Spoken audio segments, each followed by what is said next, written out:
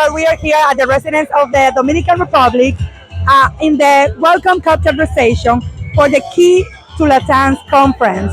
So we have people from all over the Latin American countries. We have journalists from all over Latin American countries. We have the diplomatic corps, the ministers, governmental authorities from Jamaica, and the most important, the business community trying to do business.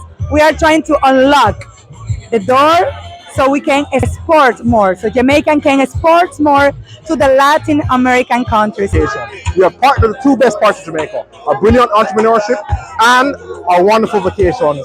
And we can't wait to send our products and our services back over to Latin America and get the tourists over here. And it's a great initiative. This is what we need to do, is create ties between different countries and trade and support each other to build a better world.